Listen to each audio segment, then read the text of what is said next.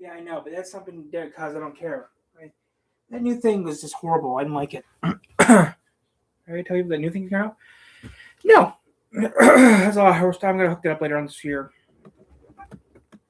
Yeah. You owe him $10. Yep. Buy it off. Mhm.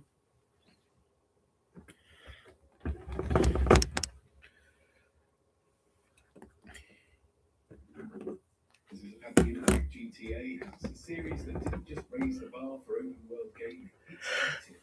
We're not here to glaze Rockstar. We're here to talk about the things that players hated the most about every single mainline entry. Because as legendary as these games are, none of them were perfect. And each one came with its glaring frustrations that the community has never stopped talking about to this day. So without wasting any time, let's get straight into the video. Kicking things off with Grand Theft Auto 3, the game that started it all. When this dropped in 2001, it took the world by storm and practically invented a genre overnight. The more GTA games that came after it, the harder it became to ignore its frustrations, as once you've seen what the series evolved into, going back to GTA 3 makes some of its shortcomings extremely hard to overlook. Starting with something that feels so fundamental to GTA that it's almost shocking to go back and realise it wasn't always there. That's the ability to bail out of a moving vehicle. In every GTA that came after this, jumping out of a car at speed is second nature. You pretty much do it without even thinking. But in GTA 3, you actually have to bring the car to a complete stop before you can get out. And that wouldn't be so bad on its own, except cars catch fire constantly in this game. So every time you're on fire, you have to bring the car to a complete stop, get out, and then run away from the burning vehicle before it explodes. However, a lot of times you won't even get the chance to. Moving on to the next thing players hate about GTA 3, and this one is pretty hard to believe when you first find out, which is that unfortunately there is absolutely no map menu in this game. No overview of the city, no waypoints or markers, nothing. You're just navigating the entirety of Liberty City with just that tiny radar in the corner, which, if you're a new player, makes getting around the map frustrating as hell at times. It's worth mentioning, though, that there is a fantastic mod out there that adds a fully functional pause map menu to the game, and it looks so clean that you'd honestly think Rockstar made it themselves. Now, this next one is what I personally hate most about GTA 3, and it's something that only gets worse the further you get into the game, which are the hostile gangs. As you progress through the story, certain areas of Liberty City become completely hostile to you, making parts of the map a literal no-go zone. The worst example by far is St. Mark's, the Leone family's turf. After completing the mission Sayonara Salvatore, driving through that neighborhood becomes almost impossible. Gang members line the streets and they will pepper your car with bullets within seconds, and given how quickly vehicles catch fire in this game, which we just talked about, it really makes it a nightmare to drive through these hostile areas.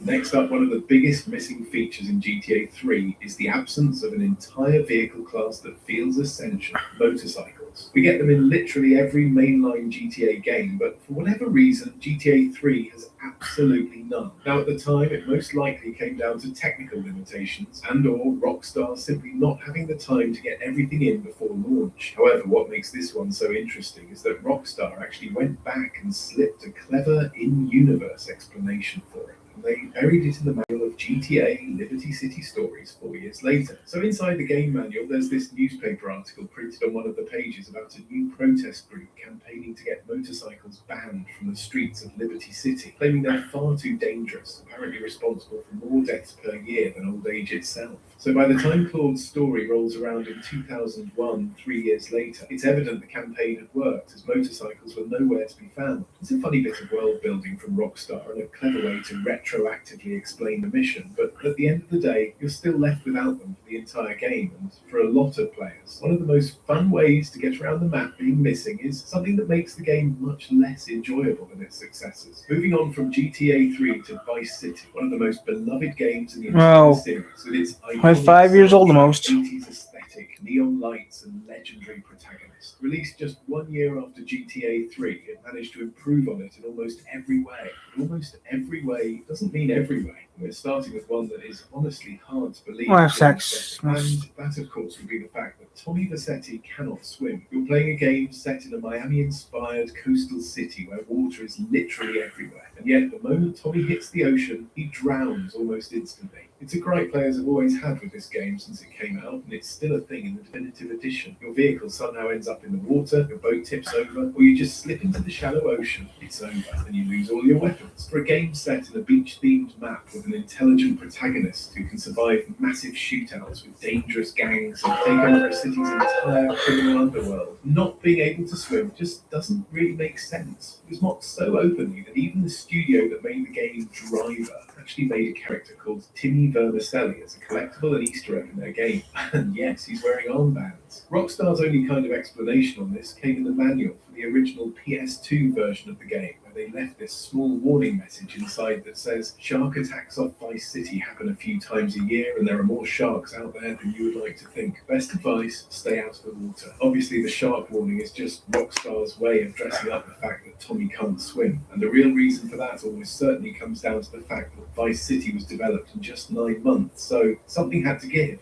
Clearly, swimming was it. The water doesn't really play a meaningful role in the story, so it wasn't deemed a priority. The irony being that it makes up nearly half the map. Next up, we have the invisible height ceiling. The height limit in Vice City is hard-coded to a low ceiling of 75 meters, meaning you can't go higher than a building as short as this. It makes flying feel incredibly restrictive, especially in a game that was genuinely exciting players with proper flying aircrafts for the first time. And this was done because some of the really tall buildings in this game don't have collision when you reach the top of them. Except when you use mods to bypass the height limit, the vast majority of the rooftops you couldn't access before actually do have collision and work fine. And because the height limit is so low, there are well over a dozen tall buildings like this that you don't get to land on, fly over, or anything in the vanilla game, even though the collision on it is all perfectly fine. So yeah, the ceiling was definitely set much lower than it needed to be, leading to what felt like a pretty restricted flying experience when players couldn't explore even those semi-high building rooftops. Moving on to the next thing players hate about GTA Vice City, which is the map size. More accurately, the perceived map size. Now, Vice City is a beautiful map.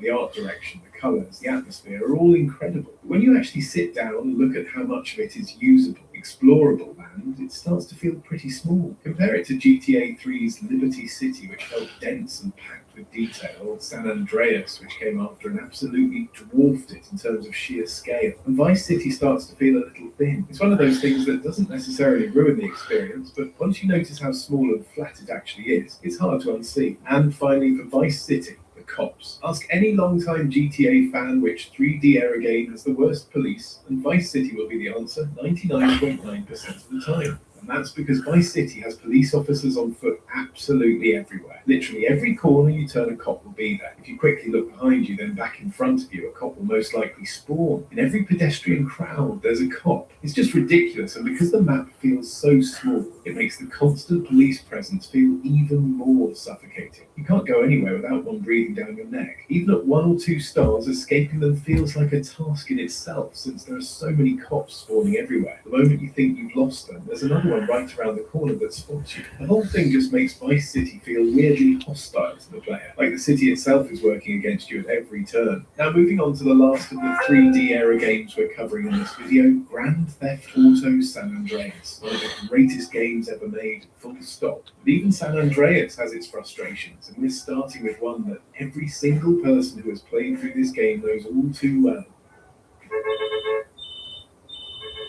Hey, Caesar, the A League of San Fierro, right? Right, but they're using bikes, DJ. They go cross country. Not right now. I gotta check into some shit. Caesar's annoying-ass phone calls, specifically the Yay courier calls. After you unlock the San Fierro garage safe house, Caesar starts calling CJ every Wednesday and Saturday in game time to let him know that the drug courier is leaving San Fierro on a dirt bike every single week without fail, which you're forced to answer and hear the same exact voice lines every time. Hey, Caesar, the A League of San Fierro, right? Hey, Caesar, the A League of San Fierro, right? Hey, Caesar, the A League of San Fierro, right? And this doesn't let up for a while. The calls start when you unlock the garage in San Fierro at around mission 30, and don't stop until you complete mission 60. That's around 30 missions worth of gameplay you're receiving these calls for. To put it further into perspective, one in-game day in San Andreas is just 24 real-life minutes, meaning an in-game week flies by in under 3 hours. So Caesar is effectively calling you every hour and a half of real playtime for a huge chunk of the game, for a mission that is completely optional and doesn't even count towards 100% completion. I must be the biggest an idiot in the whole world. Next up, the draw distance. And if you've ever taken a plane or helicopter across San Andreas and suddenly just exploded out of nowhere, you already know exactly what I'm talking about. The draw distance in San Andreas is low enough that objects like trees, telegraph poles, and other structures don't always render until you're right on top of them. So when you're flying at speed, you can clip something that literally isn't visible on screen yet and just blow up with no warning whatsoever. Turned away. Yep.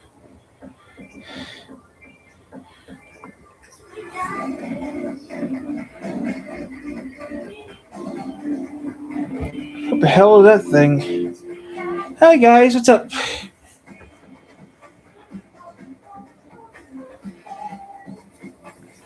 Who knows? I'm just watching random stuff. Just relaxing right now. I'm watching random stuff. Let me change it real quick here. Let me change the name of this video. Want to go from this to this in just 30 days? New OJX Pro Growth Plus Peptide. Get thicker hair in 3 RAD fuller hair in 30 random. Ion is your home for the Retail Walter Cup Final. The world's best buddies race the Walter Cup. Montreal Victoire. Auto Recharge. Find Ion wherever you want. It's on Ion. Yeah, for free.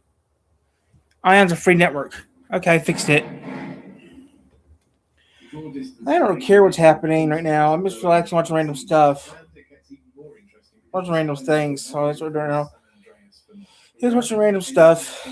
It's the weekend, so I thought I'd relax. Periodically spawn near the player to perform flybys, except sometimes they just crash into the ground, into buildings, occasionally directly into whatever vehicle you happen to be in. Players assumed for years it was intentional or some kind of weird feature, but a former Rockstar developer actually came out in 2024 and explained that it was the result of flawed code. The game's obstacle detection when spawning planes was so bare bones due to hardware limitations at the time that thin objects like trees simply wouldn't get picked up, sending planes off on what he called doomed paths from the road. I'm not watching that. I'm just watching random. I'm just figuring what I can find. I'm just watching random stuff right now for no reason because I'm just bored.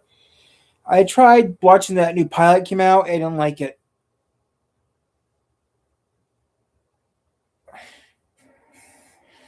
David Martin. So I'm just doing random stuff for fun. All right, picture this. You're woken up by the sound of a tow truck hooking up to your car to haul it out of your own driveway for a violation that's not even visible from the street. And worse yet, the HOA, which you pay hundreds of dollars. I don't have an HOA. I don't do the HOA. leaves the green light. You guys, we're just having some fun. Right, so we're just watching random stuff right now. Tonight, I-Team investigative reporter Adam Walsh are listening to outraged neighbors who tell us their homeowners. Oh, it's not that bad out. It's like 60 degrees outside. Wow. Contracted with are going too far. Security footage shows a stranger lurking outside Brendan Moore's home at 2 a.m. Someone came up in my driveway and I took it back and took a picture of my license plate and I took it off the car. The tow truck belongs to A1 Recovery, which has a contract with the Lone Star Ranch HOA for Wells Lives to enforce parking. Just relaxing, just having fun, just reading you guys' comments. That's what I'm doing right now. You're talking about your tag on the back. Exactly. So this happened in October, and then my registration went out in September. When Wells woke up, he thought his truck was stolen. Instead, he discovered it had been towed to this lot 14 miles away. His girlfriend drove him to pick it up. Wells missed a full morning of classes at the National Aviation Academy. An hour and a half, 2 hours go by, and finally someone shows up. What'd you have to pay the tow company? $200-something. You know, that's my grocery money for the month. A similar scene played out in the neighborhood 2 nights later. First, the A1 Recovery driver hooks up a truck parked on a county-maintained road. Phone's charging right now, being a pain. I'm just watching this. It's Friday, so I used to do this for fun. Confront the tow company employees as they try to tow a nearby Tesla. You're gonna come here and harass people that live here? You're harassing us. You're doing your job. You're not doing your job. This is in the middle of the night. This cell phone video was shot by ABC Action News photographer Allison Shaw, but she had no role in determining how this story was reported. It was her car the tow truck driver hooked up moments earlier. Shaw's security camera captured video of the driver walking uninvited onto her private property, taking photos of her tag, then hooking up her car while it was plugged into the house. You need to drop it. you to get $75 drop fee. We can get card cash. No. Well, please then, call the police. The A1 employees explain they are carrying out orders from the HOA. I am employed by the HOA right now. Attorney Kathleen Raris represents the Lone Star Ranch HOA. Does the HOA have the right to say, you can go in that driveway, that private property, and check those tags? I think it does. Whether that's a good idea is an entirely different issue. Raris says Lone Yeah, we're just Star killing some time right now. years ago allowing A1 Recovery to enforce parking restrictions. We found this generic A1 Recovery contract online, which allows Just having fun, relaxing. That's it. HOAs to check boxes indicating which rules A1 can enforce. The association goes to the vendor and says, vendor, we need your professional help.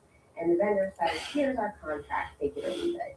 And they don't get paid if they don't tow those trucks. Exactly. So there's a motivation by the vendor in this case to have as many boxes checked as possible.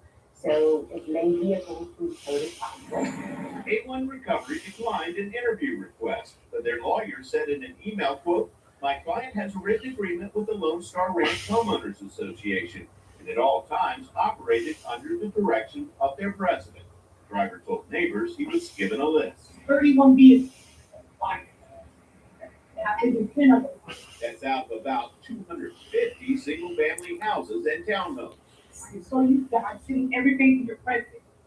How's the president here? It's an abuse of power, for sure. I don't know what the motive is. We're just the ant farm, and they got the magnifying glass, and they figure us out. The driver suddenly dropped Allison's Tesla unexpectedly when she sat on the hood of her car with her feet on the towing hood. She had to get checked out to see if it caused any damage. Pasco County deputies arrived minutes later, wanted to see the company's authorization. Thank you. I don't have to have it on. That's when I arrest somebody for the law, man. Deputies told the tow truck driver he was overstepping his bounds. You have no authority to be here whatsoever. If you hook up to a vehicle and you think it's considered vehicle theft, you will be prosecuted. And you did it right now. The vehicle's still here. The next time you try to take another vehicle, our supervisor said you will be prosecuted for vehicle theft. He said if I take another vehicle out of here, I will be prosecuted. 2 days after we interviewed neighbors, the HOA suspended towing by A1 Recovery. Right now, the instruction to A1 from the board president was cease and desist. We don't want you towing from the single family homes. But moments after he was given a trespass warning on the night of the incident, the driver tells whoever he's talking to on his cell phone he'll be back. Just get that taken care of, and you get that taken care of once back out.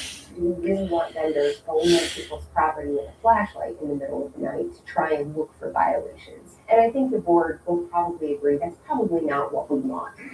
My team investigator Adam Wolser with photojournalist Matt McClashin taking action for you. The HOA's attorney tells us the board is obligated to enforce its existing parking rules. We're told the board has tried twice in recent years to change them, but they were unable to get enough. Just relaxing, having fun. That's what we're doing now. Just relaxing, and that's about it.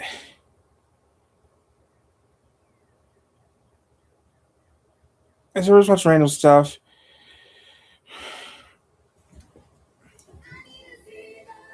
Zemo is 5 times more attractive to fly. Besides, we're playing GT6 until 2027, the 25th anniversary. If we do get GTA 6, we're waiting until 2025.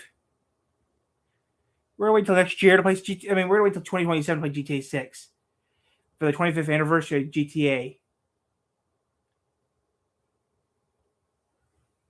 Okay.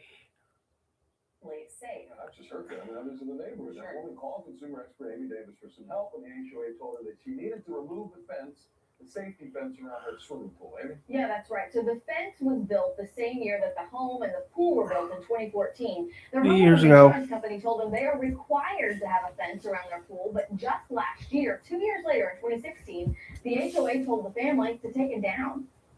4 things motivated Susan Durga-Prasad and her husband to install this safety gate around their backyard pool. Okay, Mango. 6-year-old Kaz, a 7-year-old Raya, and their dogs Mango and Coconut.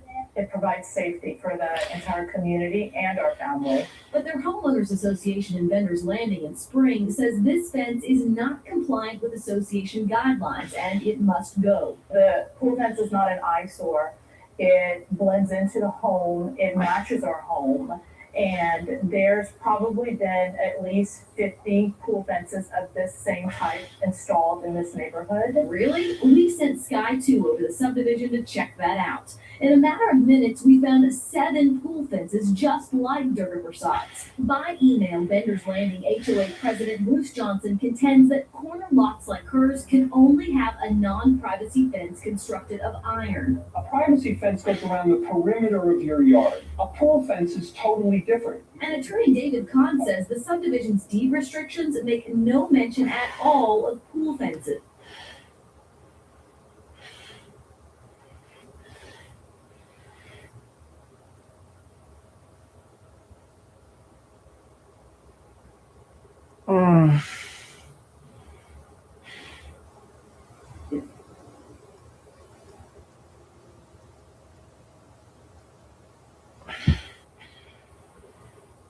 And tonight, a tow truck driver is facing a handful of charges.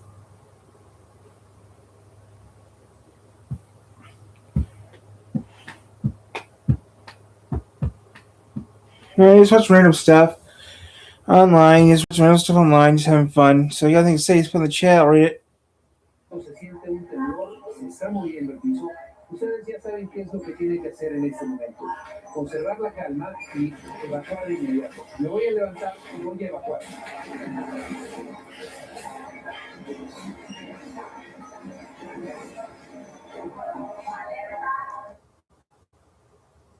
Alert Sismica. Alert Sismica.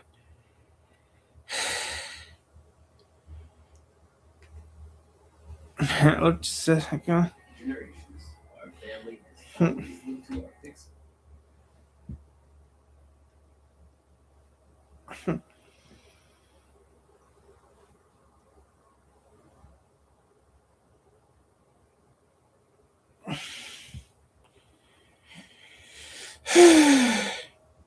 In 2001 Daytona, you end up crashing the sport boss, Dale Earnhardt Sr. in that race. Looking back on that, what do you remember about your crash?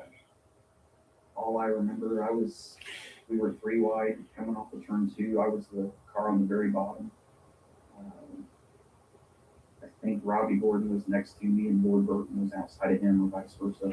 But whoever the outside guy was hit the wall. They came off, hit the guy next to him. That guy hit me and it turned me to the right in the wall. And the first thing I remembered after hitting the wall was the car being stopped and kind of coming to and not really knowing what's going on. And Bobby Labonte was staring at me through the window going, "Are you all right?" I'm like, "Yeah, I'm fine." He goes, "If we got to cut the top off, we can cut the top off." I'm like, I don't want to do that. I don't want to hurt the car. He goes, "I don't think you need to worry about that." I had no idea what was happening, what the status was. But I said, "What happened?" He goes, "You landed on top of me." I was running third. He was running 23rd. I landed on top of him. But I had no idea. I said, I'll tell you about it later. Yeah, you go to the hospital. When you're in the hospital, when do you find out that Dale Earnhardt Sr.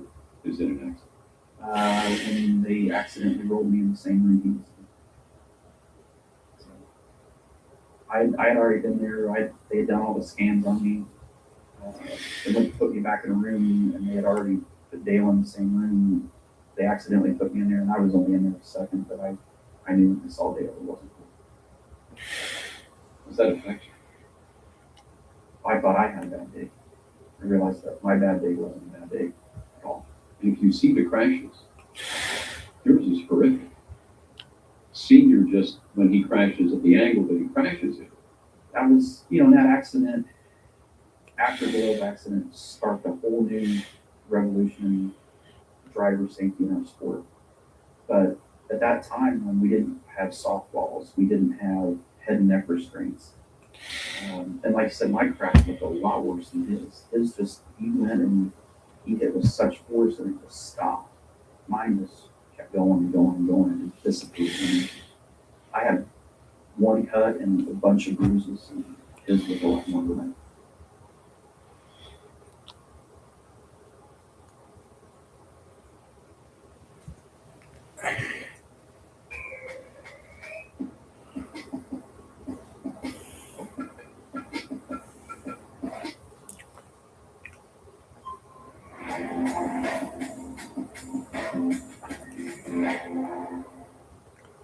In 2001 Daytona, you end up crashing. Nobody's doing anything. They're all running. Go get him. Come on, buddy. One to go. The last lap. One to go, buddy. Keep it low, Mikey. Keep it low. Don't let him run you. Make that back straightaway wide, buddy. I remember this race. Don't let him run up on you. Come on, man. Come on now. Watch your mirror. Watch it. You gonna make a run inside. Watch you. Watch you. Got him, boy. 3 wide behind him. You got him, Mikey. You got him, man. You got him. Come on, man. Come on, baby. Come on. He's in the 3 car. No! He's trouble. Oh, right behind you. Back. Come on. I can't remember this race when it came out on Fox. Ravagers SAV Fox 28.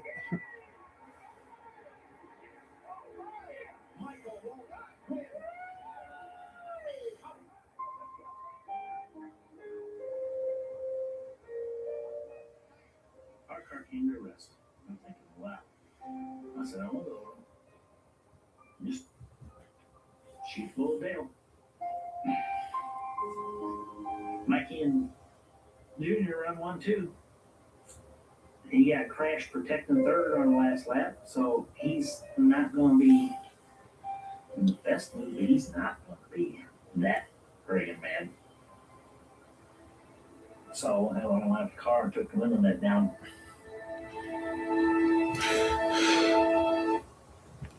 That friggin' mad.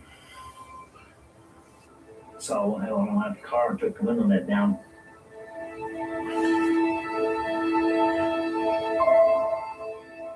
I knew he was in trouble. I knew right away. Mikey and Junior run 1-2. He got crashed protecting third on the last lap, so he's not going to be in the best mood, but he's not going to be that friggin' mad. So I went on the car and took the window net down.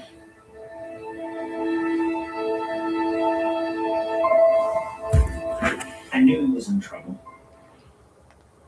This lap, so he's not going to be in the best mood, but he's not going to be that friggin' mad. So I went on the car and took the window net down.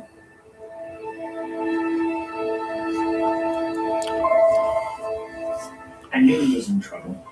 I knew right away he was in trouble, and I signaled for the emergency crews to get there like quicker. And they were there quick, but just quicker yet. And I just knew he was in trouble. Cheers on the campus. As he comes to victory lane. We'll be right back. I mean, when I seen the wreck happen, I just jumped that off the toolbox, yanked my headset off because I knew we had a good shot at, and went in and put my headset back on and hollered at Dale. I said, Dale, you're right. You're right, Dale, 2 or 3 times. He never did answer me. So I turned over to Mike Skinner's channel. I said, Mike, stop over there. They done took the checker by that time and he's headed down the back street. I said, stop there and make sure Dale's okay. Make sure it just didn't undo his helmet and got out. Let him know if he's out of the car or whatever. Skinner come over there. He said, you better go to the infield care center. He said, boy, it doesn't look good.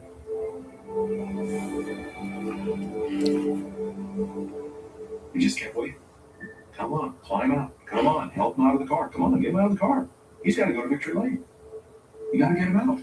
Junior got out, and again, I don't know quite his thoughts at that point, but his thought was we're going to go to the medical center, the care center in the infield, and see Dad.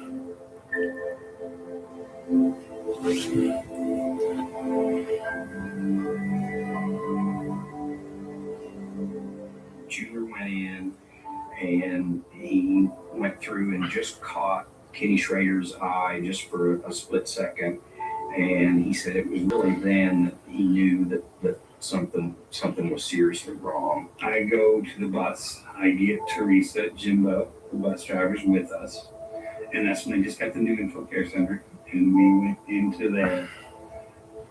Not really thinking, anything. We get there and they're taking him straight to the hospital.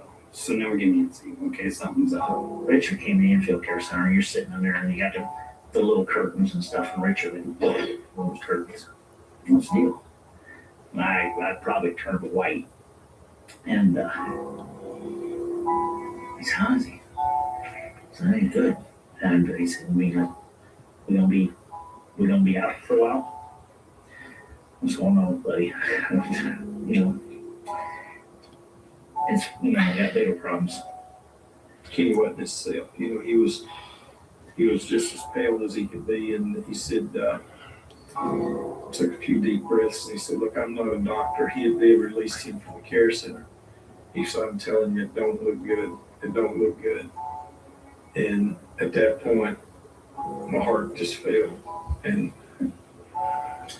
so Judy and I got in the car and headed to the hospital. We go in the car and get a police escort to the hospital. We're going back roads around the turns. I said a lot of prayers on the way to the hospital.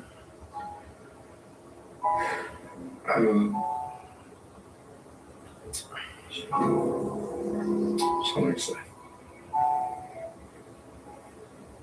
While his car on, here's what happened up in turn 3. This is huge. Head on. And that TV does not do that justice. That is an incredible impact. Head on. Throws you forward in the car. Those are the kind of accidents that absolutely are frightening.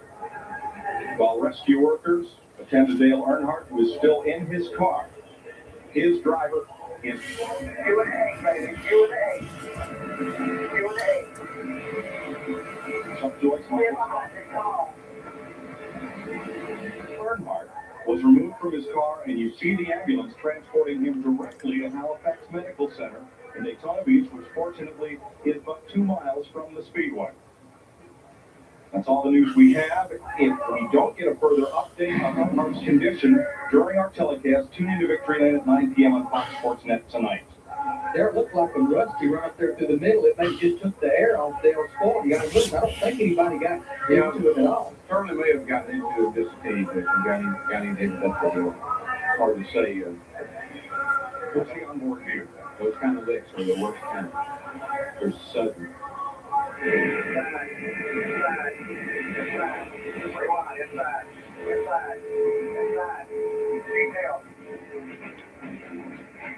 Never happened again. The Schrader was grinding into the wall.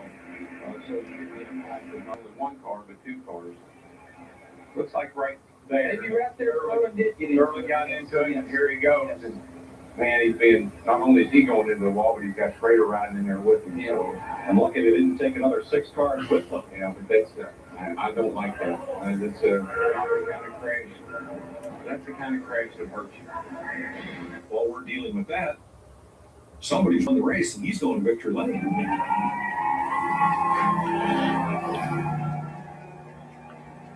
Started celebrating what I thought was the greatest day ever in the history of NASCAR, and especially in my history. I mean, it was perfect. Everything went just like Dale said it would, and I couldn't wait to see it. As Michael Waltrip drove to the winner's circle to celebrate victory in the 2001 Daytona 500, how could he have known that this seminal moment of his career would be forever shrouded in in tragedy. It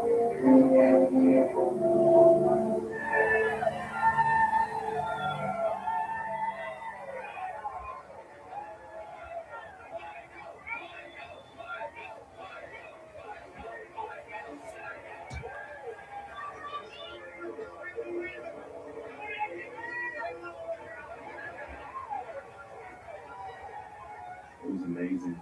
People didn't know me a month before. Now we're all standing in victory lane celebrating winning the greatest race in the world. Everything was just so cool. And it remained that way for probably 20, 30 minutes. We kept watching on the camera, and this looked bad. And you can tell by the people around the car, even though it was in a long shot. Then the ambulance came up, and then Dale was taken out, placed in the ambulance. And then we watched the ambulance going to the hospital, and the ambulance was traveling virtually at walking pace, which meant either a broken back or death. Hey, member subject, Michael Walter finally gets his first win after all these tries. Any reaction? Very happy for him. I just wish he could enjoy it a little more because of losses. Kenny, let me ask you, I know you've been throwing this question several times, and you're just getting out of the care center, but you make your way over to Dale's situation. What's going on there? I don't really know. I'm not a doctor. I mean, I got the heck out of the way as soon as they got there. And how about yourself? How are you? I'm fine. I'm fine. Just thinking about Dale and them guys. Can you take us through those one? I don't know what happened. All of a sudden, we was all crashing. It was starting behind me, but I got part of it. Thanks for the time. I was in victory lane, and everybody, obviously, there was a lot of celebration, a lot of happy people, and everybody seems to be just overly elated. And Michael's got the trophies, and Michael's being Michael. What was beginning to be more and more odd is no Earnhardt was there. And I remember thinking, where's Dale? I mean, how come he's not here yet? And Dale Jr., how come he's not here? I'm sure they're coming, right? John Graham, who was the president of the racetrack, came over and he said, "Hey, who's going to accept the owner's trophy?" And I said, "Well, Dale will be here in a minute. Just Dale or Teresa, one of these, somebody will take the trophy." And he said, "No, they're taking Dale over to the hospital." So for the owner's trophy, John basically did the victory lane interview with me, and then he had me stand in the pictures. As soon as we got done with that first photo, I looked over, Ken Schrader walked into victory lane. Mikey, he just won Daytona 500. What a big deal. That was such an important moment for him. I wrote Mikey like a brother, and I wanted to tell him what I thought the deal was. He made fun of me all the time, about not winning. And finally, there's somebody I know coming to say congratulations. I saw him and I said, "Can you believe it, Schrader? I won the Daytona 500. And he just grabbed me and said, "It's not good." And I was like, "Well, it's not really that bad that I won the Daytona 500, is it?" I just told Mikey that, that I was hopefully happy for him and stuff. But no, listen, Mike, we got a big problem here. I'm extremely worried about Dale. And I remember him looking at me, and it's just like it didn't register because, It's already 7 o'clock. Wow. And so that pretty much told me that, the celebration was over. What I thought was the greatest day ever was heading in a direction that would make it the worst day ever. By then, I don't know what to do. I'm wanting to go to Victory Circle, but I don't know if I should. We're on a quick off. The race went long because of the red flag, and we were at the top of the hour, and so we couldn't stay and give a report about it. And nobody knew anything. Everybody was real hush hush about it. Nobody was telling us anything, so we had to go off the air. Well, thanks, John. We all knew Michael Waltrip had a fast car here in Speed Weeks. I tried to get both Larry and Darrell to concentrate on the win, on victory lane, on analyzing the race and what had happened, while I tried to piece together all the information we had so that we didn't say the wrong thing But we also didn't go away leaving people to think that everything was all right. We're jubilant for the Waltrips, and our prayers are with the Earnhardt family. John? Well, I was going to go to Victory Circle, but my friend Andy Casposito, he's a deputy sheriff. He was going to take me down through the crowd to get to Victory Circle. So when I take off the headset and I turn around, and he's standing at the top of the stairs, shaking his head. And